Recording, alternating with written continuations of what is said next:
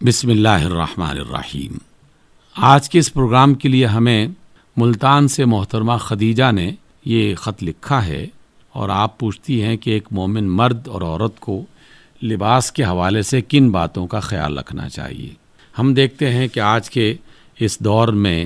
لوگ اپنی اشیاء کو بیچنے کے لیے ایڈورٹائزنگ کے مختلف طریقے اختیار کرتے ہیں۔ ہمارا سوشل میڈیا اور الیکٹرانک میڈیا اس سے بھرا پڑا ہے۔ گلیوں اور بازاروں میں بڑے بڑے بورڈز آویزاں ہیں، لوگ اشتہار بناتے ہیں، اور اس کے علاوہ بھی عام طور پر مرد و خواتین اور جو لوگ بازاروں میں گھروں میں چل پھر رہے ہوتے ہیں، ان کے لباس میں اس چیز کا خیال نہیں رکھا جا رہا جس کے بارے میں ہم اپنے بڑوں سے سنتے رہے اور وہ کہتے رہے کہ اللہ اور اس کے رسول نے ایک مومن مرد کو اور عورت کو لباس اور شرم و حیا کے لیے یہ تعلیمات دے رکھی ہیں۔ آپ ذرا وضاحت سے رہنمائی کیجئے کہ اللہ کی اور اس کے رسول کی تعلیمات اس حوالے سے کیا ہیں۔ سب سے پہلی بات محترمہ خدیجہ یہ ہے کہ اللہ تعالیٰ آپ کو اجر دے اور اس کی جزا دے کہ آپ نے یہ خیال کیا اور لوگوں کی رہنمائی کا آپ کا یہ سوال ذریعہ بنا۔ حقیقت یہ ہے کہ ہم مسلسل اللہ اور اس کے رسول صلی اللہ علیہ وسلم کی تعلیمات سے دور ہو رہے ہیں، اور کچھ شیاطین باقاعدہ سوچے سمجھے منصوبے کے مطابق اور پلاننگ کے مطابق ہمیں اللہ اور اس کے رسول کی تعلیمات سے دور کر رہے ہیں۔ وہ بڑے بڑے معاملات بھی خراب کر رہے ہیں اور چھوٹی باتوں کو بھی خراب کر رہے ہیں،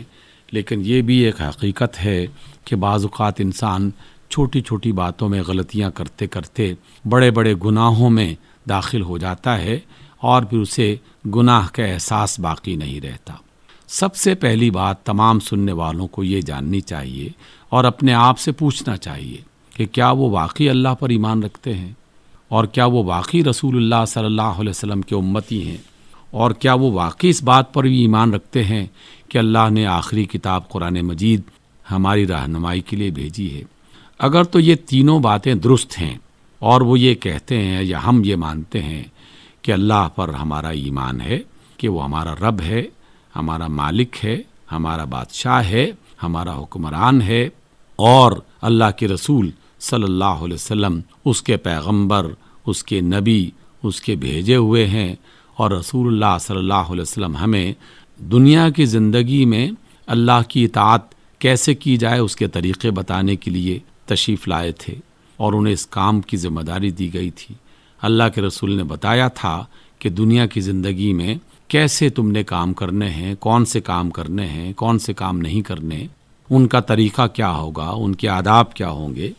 اور قرآن مجید بھی اسی غرض کے لیے اتارا گیا تاکہ لوگ اس کو پڑھ کے اس سے رہنمائی لے سکیں۔ اگر تو یہ تینوں باتیں درست ہیں کہ اللہ ہمارا رب ہے، رسول اللہ اللہ کے رسول اور ہمیں زندگی گزارنے کا طریقہ بتانے کے لیے دنیا میں بھیجے گئے تھے، اور قرآن ایک گائیڈ بک ہے، ایک رہنما کتاب ہے جو بتاتا ہے کہ ہمیں کون سا کام کس طریقے سے کرنا چاہیے، تو جب یہ تینوں باتیں بالکل واضح اور درست ہیں تو پھر عجیب بات ہے کہ ہم کس وجہ سے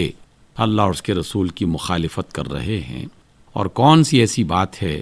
کہ جو ہمیں اس کام پر آمادہ کرتی ہے۔ میں نے جتنا بھی غور کیا تو دو تین اس کے سبب ہو سکتے ہیں۔ ایک سبب ہو سکتا ہے جہالت، ناواقفیت، کہ مجھے اس کام کا پتہ ہی نہیں تھا اور میں وہ کام نادانی میں کرتا رہا۔ مجھے کسی نے بتایا ہی نہیں کہ مسلمان مرد کو کون سا لباس کس طریقے کا پہننا چاہیے، اس کی کیفیت کیا ہونی چاہیے، اور مسلمان عورت جو ہے اسے کون سا لباس پہننا چاہیے۔ مجھے کسی نے بتایا ہی نہیں ہے کہ شرم و حیا کا اللہ اور اس کے رسول کا اصول کیا ہے، اس کی تعلیم کیا ہے، قرآن کیا کہتا ہے۔ مجھے اس کا پتہ ہی نہیں تھا، تو یہ جہالت ہے۔ اگر تو جہالت اس کا سبب ہے تو جہالت کا علاج واقفیت حاصل کرنا، بات کو پوچھنا، معلومات جمع کرنا، اور اس جہالت کو علم سے دور کرنے کی کوشش کرنا، بس یہی اس کا علاج ہے۔ جیسے ہم دنیا کے دیگر معاملات میں کرتے ہیں۔ مجھے اگر گاڑی چلانا نہیں آتا تو میں سیکھتا ہوں، مجھے اگر پڑھنا نہیں آتا تو میں سیکھتا ہوں، مجھے اگر لکھنا نہیں آتا تو میں سیکھتا ہوں۔ تو جو کام بھی میری ضرورت ہے اور مجھے وہ نہیں آتا تو میں اس کو سیکھنے کا اہتمام کرتا ہوں۔ تو جن افراد کو جہالت کا شکوہ ہے یا انہیں یہ پتہ ہی نہیں تھا تو انہیں پتہ کرنا چاہیے، یہ ان کی ذمہ داری ہے۔ اللہ نے رسول اور قرآن اور کتابیں اور انسانی عقل اسی وجہ سے اسے عطا کیے ہیں تاکہ وہ پتہ کرے۔ اور اگر کوئی شخص جانتا ہے، سمجھتا ہے، لیکن وہ کسی غلط فہمی میں مبتلا کر دیا گیا ہے تو یہ بھی عقل کا تقاضا ہے کہ وہ اپنی غلط فہمی کو دور کرے۔ ہو سکتا ہے کہ ایک شخص نے ایک بات کہی ہو اور وہ بات درست نہ ہو، تو دنیا کا بھی یہ ہمارا اصول ہے کہ اگر ایک بات پتہ چلی اور ہم نے وہ کام کیا، کسی دوسرے نے کہا کہ یار یہ کام تو ٹھیک نہیں ہے، یہ غلط کر رہے ہو، یہ اخلاق اور قانون کے خلاف ہے، تو ہم فوراً اس کی بات کو سننے کے بعد تلاش کرتے ہیں کہ اچھا ہم سے غلطی ہوئی ہے تو پھر ہم اس کو کیسے درست کر سکتے ہیں۔ دنیا کے کاموں میں ہر وقت لوگ خبریں حاصل بھی کرتے ہیں، خبردار کرتے بھی رہتے ہیں، خبردار ہوتے بھی رہتے ہیں۔ آپ اپنی سائٹ پر اپنی گاڑی چلا رہے ہوں یا پیدل چل رہے ہوں اور ایک شخص مخالف سمت میں آ کے آپ سے ٹکرانا چاہے تو فوراً شور مچ جاتا ہے، چیخ و پکار ہوتی ہے کہ یہ کیا رانگ سائڈ پہ آ رہا ہے۔ ان سے بھی پتہ چل جاتا ہے کہ وہ رانگ سائڈ پہ جا رہا ہے۔ لیکن اللہ اور اس کے رسول کے بہت سارے ایسے معاملات ہیں کہ ہم رانگ سائڈ پہ جا رہے ہوتے ہیں، لیکن نہ کوئی بتاتا ہے، نہ کوئی خبر لینے کی کوشش کرتا ہے، اور بعض اوقات تو بتانے والے کو ہی برا بھلا کہنا شروع کر دیا جاتا ہے کہ یہ کہاں کی بات اور کون سی بات کر رہا ہے۔ دیکھیے، اس بات کو جان لیجئے کہ اللہ نے ہمیں دنیا میں کچھ کاموں کے لیے آزادی دی ہے، لیکن ہر کام کی مکمل آزادی نہیں دے رکھی۔ ہم اللہ کے بندے ہیں اور اس کے رسول کے پیروی کرنے والے، اس کے متبعین، اس کے امتی ہیں، اور ہمیں کچھ آداب سکھائے گئے، کچھ اخلاق سکھائے گئے، کچھ قوانین بتائے گئے، ہمیں ان کا لحاظ کرنا چاہیے۔ قرآن مجید باقاعدہ جو اللہ کی کتاب ہے واضح طور پر یہ بات کہتا ہے کہ مسلمان خواتین سے کہہ دیا جائے کہ جب بھی وہ اپنے گھروں سے نکلیں تو چادر لے لیا کریں، دوپٹہ لے لیا کریں۔ اب یہ قرآن مجید کا حکم ہے، بالکل واضح حکم ہے۔ رسول اللہ صلی اللہ علیہ وسلم نے اس کی تعلیم دی، آپ کی بیٹیوں نے، آپ کی بیویوں نے، اصحاب رسول کی خواتین جو ہیں انہوں نے اس پر عمل کر کے دکھایا۔ یہ بتایا گیا کہ عورت کا جو لباس ہے اس کے سر کے بالوں سے لے کر اس کے ٹخنوں تک ہے، یعنی اسے چھپانا چاہیے۔ صرف چہرے کے بارے میں مختلف روایات ہیں جس میں کچھ اجازت ہے، اس میں لوگ دو قسم کی آرا رکھتے ہیں۔ ایک بڑی تعداد چہرے کو کھلا رکھنے کی اجازت دیتی ہے کیونکہ آپ صلی اللہ علیہ وسلم کی باتوں میں اور اصحاب رسول کی تشریحات میں، روایات میں اس کی گنجائش ملتی ہے، تو جہاں گنجائش ملتی ہو اسے اویل کر لیا جائے۔ لیکن چہرے کو کھلا رکھنے کے علاوہ ٹخنوں تک لباس خواتین کے لیے مخصوص کیا گیا، اور مردوں کے لیے کہ لباس اچھا پہننا چاہیے جو صاف ستھرا بھی ہو، دیکھنے کے بھی اچھا لگے، اور جو کم سے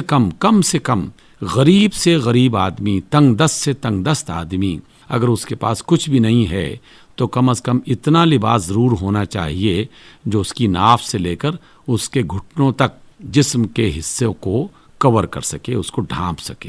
یہ مردوں کے لیے کہا ہے۔ لیکن زیادہ کہا کہ اگر کوئی شخص اپنا لباس پہنتا ہے تو مردوں سے کہا گیا کہ وہ اپنے ٹخنے کور نہ کریں تو زیادہ بہتر ہے، عورتوں سے کہا گیا کہ وہ اپنے ٹخنوں تک اپنا لباس بڑھائیں۔ لیکن ہم نے اس کا الٹ کرنا شروع کر دیا، اور یہ الٹ ایسے نہیں ہو گیا،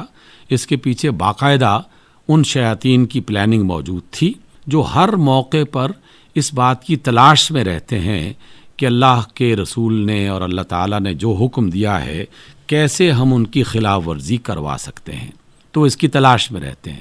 اور پھر وہ کوئی ایسا کام کرتے ہیں جو آہستہ آہستہ کلچر بن جاتا ہے، وہ روایت بن جاتی ہے،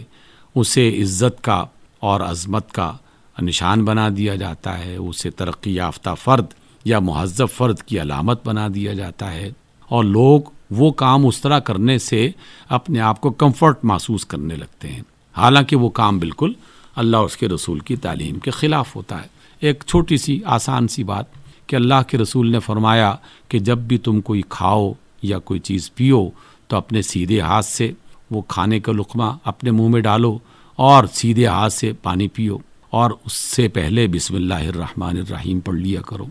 تو ہم نے اس کا الٹ کر دیا، بسم اللہ چھوڑ دی، الٹے ہاتھ سے کھانا پینا شروع کر دیا، اور الٹے ہاتھ سے کھانے پینے والا فرد معاشرے میں معزز ٹھہرانے لگا،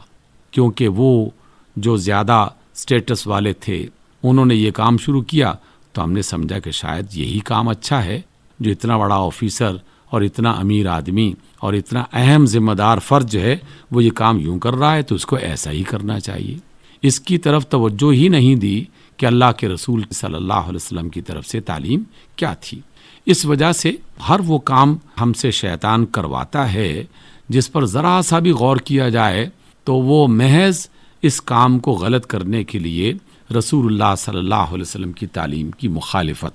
بس اس کو اختیار کرنا وہ اپنے لیے بہتر سمجھتا ہے، اور آہستہ آہستہ وہ رواج کا، ثقافت کا، کلچر کا حصہ بنا دیا جاتا ہے۔ اس وجہ سے کوئی بھی شخص اپنی چیزوں کو فروخت کرنے کے لیے کوئی اشتہار بنائے، کوئی تصویر بنائے، کوئی طریقہ اختیار کرے، تو کم از کم شرم و حیا کے وہ بنیادی جو تقاضے ہیں جو رسول اللہ صلی اللہ علیہ وسلم نے بتائے، جو اللہ نے سکھائے ہیں اپنے رسول کے ذریعے سے، انہیں جاننا چاہیے اور انہیں اختیار کرنا چاہیے۔